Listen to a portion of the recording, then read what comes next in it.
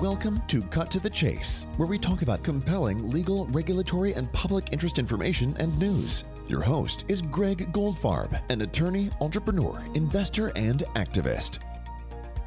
All right, folks, it's time for our favorite podcast, Cut to the Chase. I have brought on one of my favorite people, Tim Barket, heavyweight lawyer, downtown Miami, to discuss what is going on with what I refer to as the Gusman Theater, the Olympia Theater. Actually, it was the Gusman Center for Performing Arts. So for those theater buffs, those Miami historians, what's going on with downtown, Tim can help illuminate what is going on. There's a little bit of litigation that he's involved in. So Tim, how are you doing today? Excellent, Greg. Thank you for having me on here today. All right, I appreciate you coming on.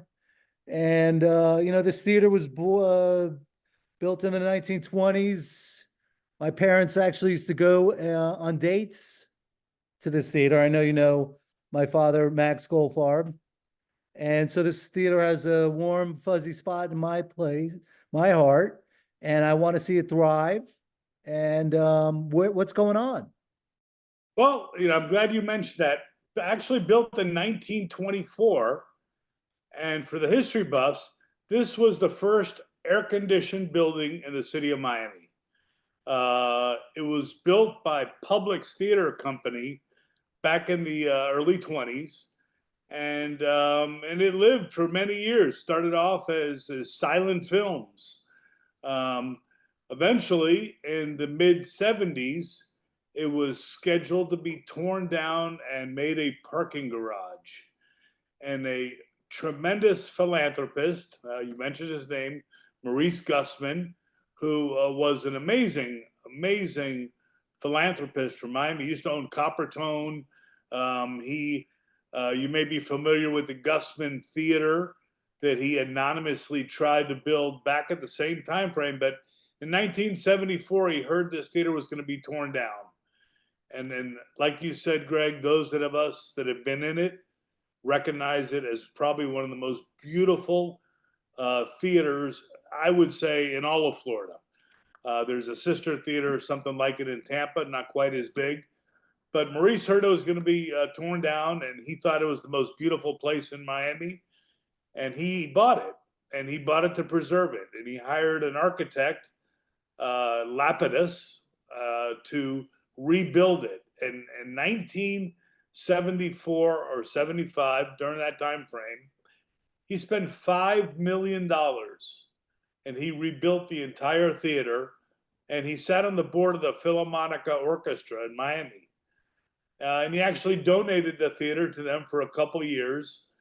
And they used it, but couldn't keep it going. So the Philharmonic Orchestra did the right thing. They gave it back to Mr. Gusman. And at the same time, he was building the theater at the University of Miami, which was the biggest donation to any college theater in the country at the time. And the city of Miami heard that he had bought it and preserved it and was going to give it to the University of Miami. And they virtually begged him for it. They said, this is the best building in the city of Miami. Maurice called it the jewel of downtown. Smack in the center of downtown, 174 East Flagler Street. And it took a lot of persuading for Maurice to hand this over to the city of Miami because he didn't trust politicians. He thought the politicians would not manage it correctly.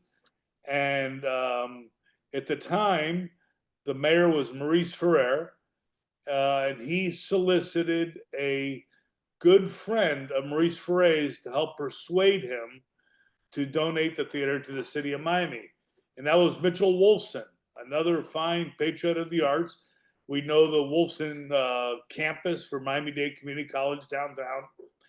And Mr. Wolfson sat on a board, which was then, I believe, called the Miami Parking Authority. And that board was comprised of 5 businessmen. And it's a subsidiary of the city of Miami. I think today it's called City of Miami off-street parking. But eventually Maurice said that he would donate it to the City of Miami with a condition that the members of the off-street parking board, or then the Miami Parking Authority, administered and managed the theater. And that happened. In 1975, Maurice had the theater in a not-for-profit organization. He donated it to the City of Miami. And back then we had these deeds, and I don't know if you could see them, but back then it wasn't like today. There were one-page pre-printed deeds. And the City of Miami prepared this deed, and they put this clause in it: provided that the facility on the property shall be administered by the Miami of Off-Street Parking Board of the City of Miami or their successors. City took the building. Miami Parking Authority Board basically administered it for many years, but with the control of the City of Miami, the theater really never was managed properly. And I think in all of our lifetimes, we've seen it go downhill from what it was 50 years ago, a totally restored building handed over to the City of Miami. It has 80 units above it, which were offices. Eventually, the City of Miami converted them to apartments. Today, they sit vacant. They were given a free building, totally renovated, with the most beautiful theater in Florida, and all they had to do was maintain it, and they failed. In 2011, the Parking Authority said, we don't want to deal with this anymore, and they gave the building back to the City of Miami, the administration of the building. At the time, I also represented the Gusman family, and Bobby Gusman, Robert, and I had several meetings with Mayor Regalado, and we talked about the theater. We talked about it violating this particular clause. Now, mind you, this theater is in the name of the City of Miami because of Maurice's donation. We have now approached the city and said, give it back to us. The city can't deal with this. It's evident and apparent. You have scaffolding downtown Miami. The facade is falling off. The theater is closed down. There's no shows. City of Miami residents aren't really getting the opportunity to enjoy the theater. And Mayor Regalado at the time said, listen, we're going to put this into private hands of some very wealthy socialites. A man named Herman Echeverria took the lead, and we conceded, said, okay, let's give this a try. Well, unfortunately, Mr. Echeverria passed away prematurely, and the theater fell back to the City of Miami hands, and nobody has done anything with it for years.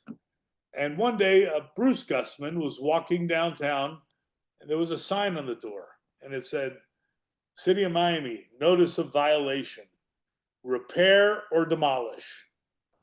So he was so upset.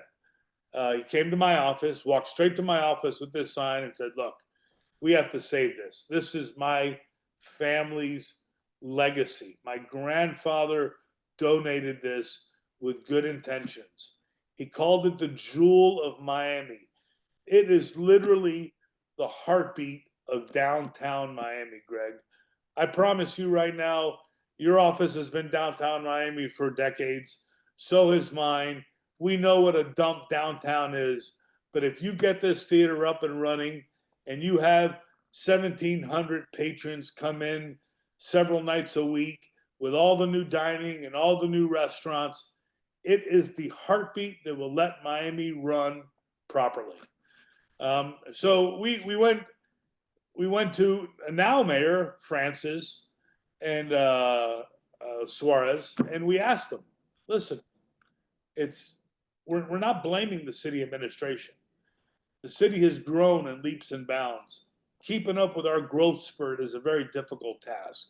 But the City of Miami has Coconut Grove Playhouse to deal with, and you saw what happened there. Virginia Beach, the Marine Stadium, amongst a trail theater, amongst other projects. And the city was going to give the property to Miami-Dade Community College. And we said, look, give it back to us. Let us do it in the not-for-profit. Let us get it into the right hands and let us run it. And they denied us. Miami-Dade eventually turned it down. They're building the Freedom Tower, which is another beautiful historic building, but these buildings need TLC. So we filed a lawsuit against the city of Miami, alleging that they have breached this very clause that they added in this deed. And we're in litigation with them. I gotta say, I'm a little disappointed in the way the city has acted. Some of the defenses they have put forward are alleging that we slept on our rights by giving Mayor Regalado and Echeverria an opportunity to get the theater running. So they're saying that they, by adverse possession, have it. They are interpreting this deed that the Parking Authority Board could say, we appoint the City of Miami commissioners, our subsidiaries, and they could just take it over, not subsidiaries, our successors. And we could just give it away to them, and that complies with the deed.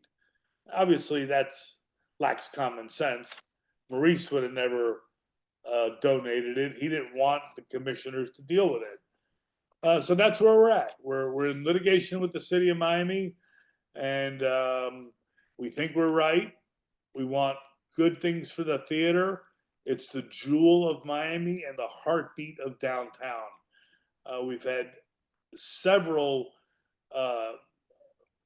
if not most all, of the major investors in downtown Miami come up to us, and they're willing to individually buy this, or even as a group of downtown developers buy it to get the theater working, to get it up and running, so that the citizens and Miami residents could be proud and see and experience such a magnificent theater.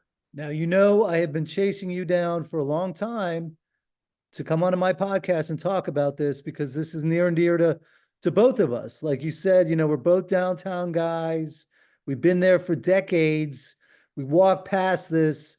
The last time I went there was a Van Gogh immersive experience. It was a great time. I'm like, why don't they do more of this? What is the problem? And so the theater is closed.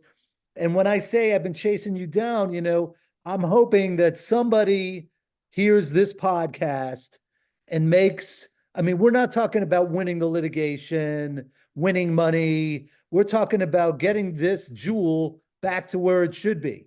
And all the efforts to revitalize downtown and all the money that's going into it, you would think that everybody would be behind this. And I know we got the Coconut Grove Playhouse and the Marine Stadium and all that, and all these things, have so much history, and they still are there. These could be functioning entities and facilities or whatever, and bring a lot of culture and pride back to the city.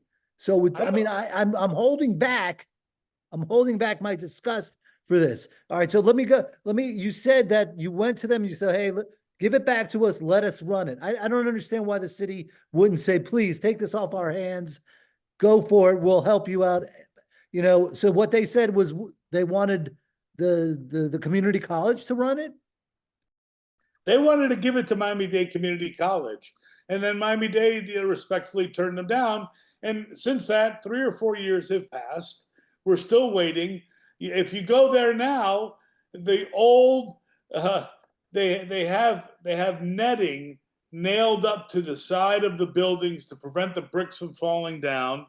Underneath, on the sidewalk, they've had to build scaffolding so that if the bricks do fall, they fall on top of the scaffolding and they don't hit people in the head. I don't know what the city's thought is. I don't know what they're doing. I certainly think that our intentions are pure, and having this beautiful, beautiful Miami landmark. Imagine the first air-conditioned building in Miami. Greg, you and I often talk about it downtown. I don't see why it can't be open during the week and tourists can get a little headphone set like you do in Europe, and you walk around some of the other beautiful attractions and walk through there so everyone can really see how beautiful it is and experience it. There's been over the years, Elvis played there, and just that's the start of a list. But on a personal thing, high school graduations have been there. Local artists in Miami can perform there. Schools could perform there. It offers so much and so much history. It's really a shame that the residents of the city of Miami have been deprived this landmark. All right. In addition to Elvis in 1956, we had the Marx Brothers, Gypsy Rose Lee, Etta James, BB King. I saw BB King. The Police, Jimmy Buffett, Molly Hatchet. Hello. I'm going to give you one. You're on a band. You're in a band. Hey, Ted Nugent. Ted Nugent, Devo. I mean, come on. Johnny Cash, Luciano Pavarotti, Annie Lennox. I saw Annie Lennox. I mean, it was amazing. Okay, let's cut to the chase. Somebody's out there listening. They love theaters. Theaters in general are suffering, post-COVID, just closing left and right. And people are going to regret it years from now. But for those of us out there that might be even listening to this, that are like, my God, what can I do? Is there anything any of us can do? And if so, what can we do? I don't know. Maybe support our litigation by reaching out to our politicians and asking them to help us fight this cause. I really don't know. I think we need to bring attention to the matter because it really is almost to a point of no return. If we don't give this particular building attention, it will suffer its demise. Above it, I told you the city converted 70 apartments. They're totally vacant right now. If you go to the back of the theater and sort of peek around, they have big air conditioning tubes trying to go in there, trying to keep the theater from destroying itself with the heat in Miami and the mold. It just needs to be loved. Yeah. And there's plenty of people that are willing to show that love and give it that love. And for the lights of me, I don't understand the city's position. All right. I want to get back to the how can we help? Politicians. We're talking about Francis Suarez, the Mayor Suarez. Should we call him up? City of Miami. Look, I'm in litigation with them. I don't want to encourage anything that I shouldn't be encouraging, but this is a litigation not with Miami-Dade County, but with the city of Miami, the commissioners with the city of Miami, and the mayor, and obviously the city manager are probably the key players that are controlling what's happening with this theater. All right. I know you're a very busy guy. I appreciate you coming on. I know you got things to do. The day is not done for you yet. This litigation you need to pay attention to and focus on. I know you are. And if there's anything I can do or any of us can do to help out, we're going to put a bunch of little links in the show notes so people can sort of, you can guide us, in a direction that is not going to interfere with your litigation. I know you got ongoing litigation, so you got to be sensitive to, how that plays out. But I appreciate you coming on and sharing this information on this crucial part of Miami history and the history of theaters all across. I know it's also one last thing. What, I was reading, I did a little research. They call it an atmospheric theater. Do you know what that means? I really don't. I mean, I could just almost assume that it somehow refers to maybe the coziness of the theater and how it is actually acoustically set up. There was great detail in setting up this theater and renovating it back in 1975. It just is a splendid place. If you can get the opportunity to get in there and see it, and I understand now that I didn't get to go to the the show that you mentioned that they put Van on Gogh Immersive Experience. Van Gogh. I think they had a Lego experience after that. Yep. And I understand that they've taken out the chairs of the theaters, or these plush, comfortable velvet rocking theater chairs, and they're somewhere in storage. And I hope those are being preserved too. the city seems to be a lot more quiet with me than some of the other people that have expressed interest in it directly with the city. I mean, there's developers that have come from other states, developers from this state, developers from other countries that express interest in taking the theater over and making a deal with us, and they've approached us, and we have a list of them willing to work on it right now. In fact, one of the Miami developers, downtown Miami, came to me and he said, listen, he goes, I'll get all of our developers in Miami and we'll form a group, and we don't even need it to make money. We just need it to operate, because if it operates and breaks even, imagine how many people will come downtown Miami. You know, how many Uber drivers, how many, patrons that would come to the theater, what that would do for the tremendous restaurants that we have downtown Miami and starting to open up, and hopefully Flagler Street will be open up again. But if you bring that type of attraction to downtown Miami, Greg, I promise you, it would be a game changer. It would take Miami's downtown back to what it used to be, a historic, beautiful place that you could walk through at night and enjoy yourself. Yeah. And I'm really hoping the theater gets its opportunity. One thing I wanted to make sure that people understood,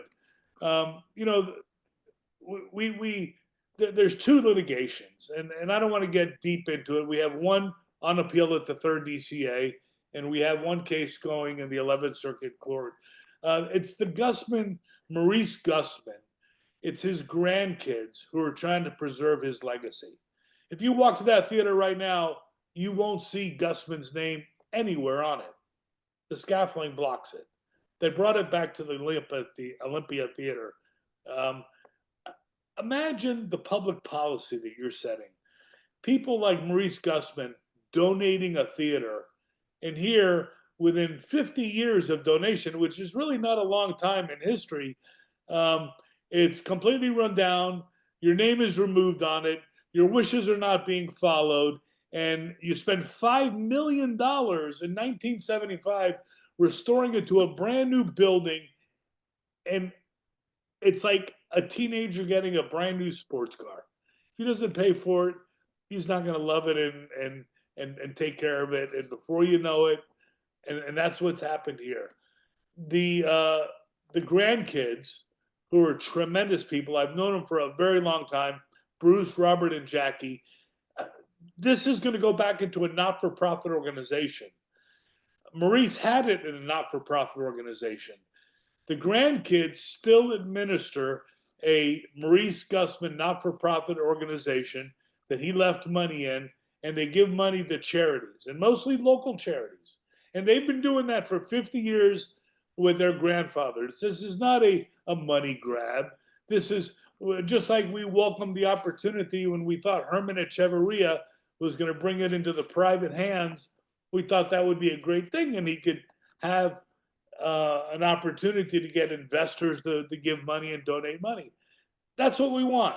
We want this theater up and running. It's good for us. It's good for the theater. It's good for Maurice's legacy. It's good for the city of Miami. It's good for the residents. It's good for the investors in Miami. It's good for everybody. Sitting there rotting is not the answer. And that's where we're at. Yeah. Well, listen, I got to tell you, I applaud your effort. And, folks, some people don't think that lawyers do good. Here's a guy, Tim Barket. I've known him for almost, 70% of my life. Love the guy. He's doing a tremendous service. It would be a win, win, win. Just as he said, everybody gets, even the city. There are lots of things in this world that I don't understand. This is on the top of it. What is going on? But, I hope at the end of the day, we get the Gusman name back on there. Maybe we even put a little plaque for you with your little face right there. And, as the guy that helped save this and made this a reality. So Tim, get back to work. Okay. Get Greg, back to work. and I make know this you've been happen. asking me a long time about this, and I know this is a little bit outside of what your normal podcast is, the Mastord guy, but I appreciate your concern and your efforts in helping this very important cause for you and for me and for Max And for Max, yeah, and my mother also. and your mother. Absolutely. All right, call to action. I know you don't want me to do this, but look, folks, get on the line, get in touch with the city of Miami people and say, listen to Tim, okay? Do what Tim and the Gusman family want, and everybody will be happy. And it'll get her off their hands. Woo! They don't have to run it.